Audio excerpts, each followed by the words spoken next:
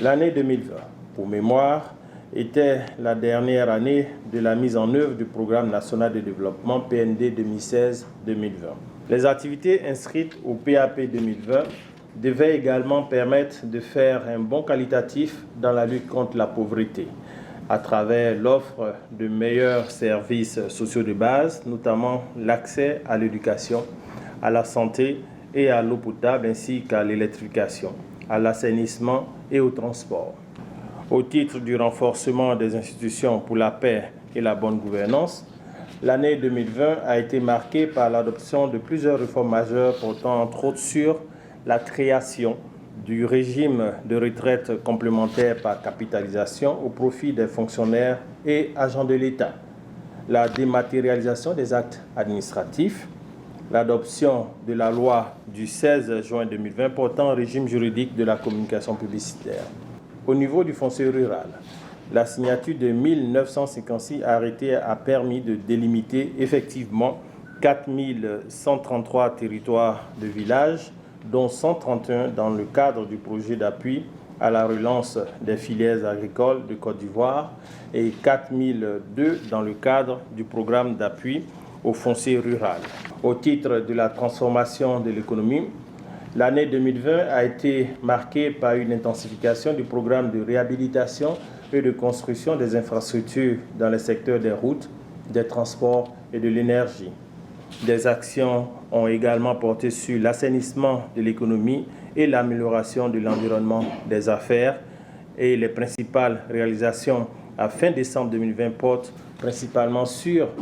l'émission d'un eurobond pour financer notre programme de développement économique, ayant d'ailleurs permis de mobiliser 1 milliard d'euros avec un taux de coupon de 4,875% et un rendement à l'émission de 5%, soit un résultat jamais réalisé par un pays d'Afrique subsaharienne. En termes d'investissement direct privé, l'attractivité du pays a favorisé en 2020, malgré la crise sanitaire, la création de plus de 13 800 entreprises au guichet unique du CEPICI, avec à la clé 3 900 emplois générés et le captage de 585 milliards de francs CFA d'investissement privé agréés. Au titre de l'amélioration des conditions de vie des populations, que peut-on retenir comme acquis en 2020?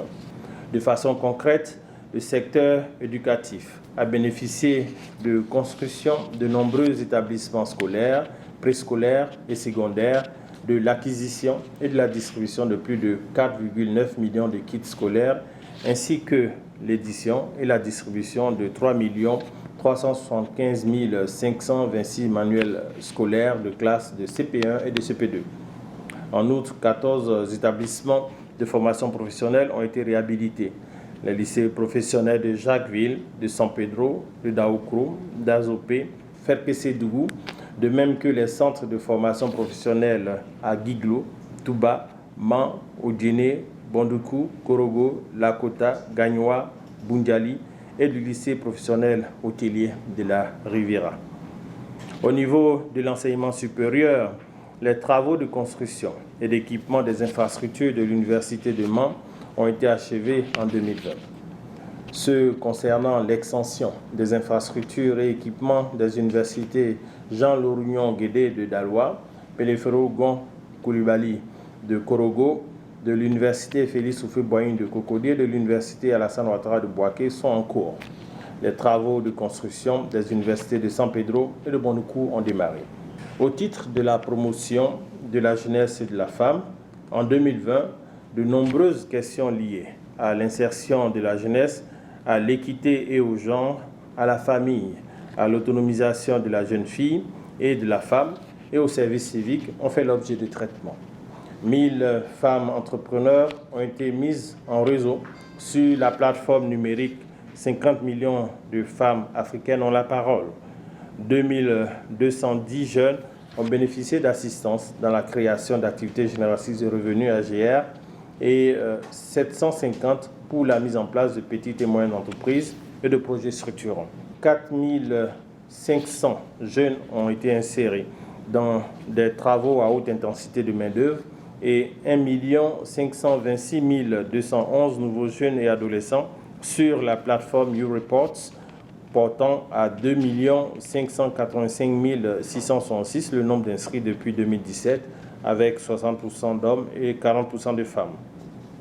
Mesdames et messieurs, après tant de chiffres, je peux vous dire que les différents résultats obtenus au terme de l'exécution